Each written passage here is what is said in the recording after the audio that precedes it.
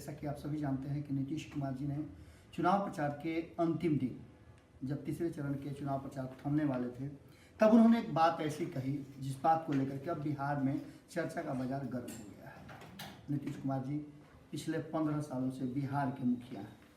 लगातार न्याय के साथ विकास और 7 निश्चय को लेकर के वो एक्टिव नजर आए हैं। उन्होंने इस चुनाव के लिए भी 7 निश्चय 2 की योजना बुलाई थी, लेकिन उसके बाद जिस तरह से चर्चाएं शुरू हो गई और नीतीश कुमार पर एंटी इनकम्बेंसी की बात सामने आ रही थी, सहयोग की बात अगर कहा जाए तो उनके गठबंधन के अंदर भी सहयोग का अभाव दिखा। इन सब बातों से नीतीश कुमार जी ने, अब इस बात को आप इमोशनल कहें या फिर राजनीतिक रूप से उनकी बात कहें, उन्होंने साफ तौर पे कहा कि वो अब चुनाव प्रचार में नहीं आएंगे और अगला चुनाव भी वो नहीं लड़ेंगे। ये उनका अंतिम चुनाव है। अब इस बात को लेकर के चर्चाएं अलग अलग कोण पे हो रही है। हमने भी आपको बताया कि क्या कौन कह रहा है।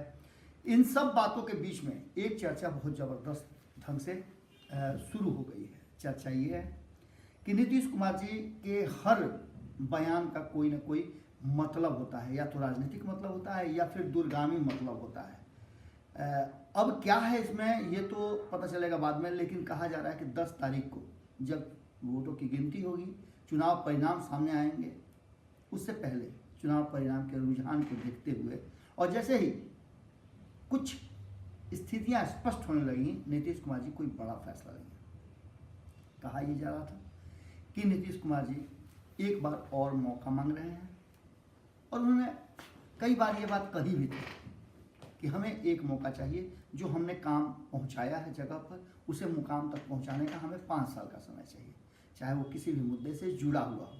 हालांकि इस बात को लेकर के लगातार, चाहे वो तेजस्वी यादव, चिराग पासवान हो या फिर भारतीय जनता पार्टी के जो बागी लोग हैं वो, इसके अलावा उपेंद्र कुशवाहा की बात कर लें, पप्पू यादव की बात कर लें, सभी लगातार नीतीश कुमार के 15 साल के शासन को सुशासन के जगह पर कुशासन कह रहे थे। चिराग पासवान तो लंबे समय तक साथ में भी रहे हैं। उनकी पार्टी और वो खुद नीतीश कुमार को असंभव नीतीश बता रहे थे। अब नीतीश कुमार नहीं आएंगे। खैर, इन सब बातों के बीच में जो बातें हम कह रहे हैं आपसे कि लगातार राजनीतिक गलियारे में इस बात को लेकर के चर्चा है और चर्चा के बीच में जो भारतीय जनता पार्टी के जो लोग अब तक एक्टिव नहीं थे वो एक्टिव हो गए हैं। जैसे आपने देखा होगा अमित शाह अंतिम दिन कई तरह की बातें सामने लेकर के आए और उन्होंने साफ तौर पे कहा कि पूर्ण बहुमत की सरकार बने। इससे पहले वो चुप्पी साधे हुए थे, लेकिन अचानक से नीतीश कुमार का बयान आता है कि वो अब आगे चुनाव नहीं लड़ेंगे।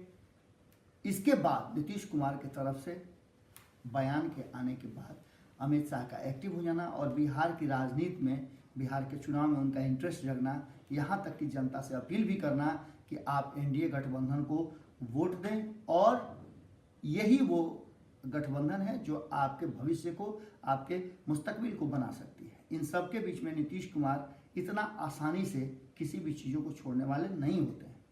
अक्सर उनको देखा गया, उनकी राजनीतिक जो कार्यशैली रही उस शैली में वो अपने शर्तों पर राजनीति करते आए हैं। लेकिन जिस तरह का कहा जा रहा है, राजनीतिक लोग बता रहे हैं, चर्चाओं के दौरान ये बातें सामने आई हैं, ऑफ द रिकॉर्ड ये बातें हैं, लेकिन लोगों का कहना है कि कहीं ना कहीं नीतीश कुमार भीतर ही भीतर सफोकेशन फील कर रहे थे, उन्हें असहज महसूस कर रहे थे अब आगे की लड़ाई और आगे चलने में, क्योंकि शायद उन्हें काम करने में असुविधा हो रही थी। हमने आपको इससे पहले बताया था और एक चर्चा बहुत पहले चली थी 2017 के तुरंत बाद, जब वो एनडीए में गए थे, उसके तुरंत बाद एक चर्चा सामने आई थी जो लालू प्रसाद के किताब गोपालगंज टू रायसीना हिल्स में भी चर्चा थी कि बार बार प्रयास किया गया था नीतीश कुमार के द्वारा कि वो दोबारा महागठबंधन में वापस लौटना चाहते हैं, क्योंकि एनडीए में और भारतीय जनता पार्टी के साथ वो असहज महसूस कर रहे हैं। इस बात को प्रशांत किशोर के द्वारा उन्होंने कई बार लालू प्रसाद तक पहुंचाया, पर लालू प्रसाद ने एक बार फिर से साथ आने से इनकार कर दिया था। खैर, ये सब बातें तो हैं ही,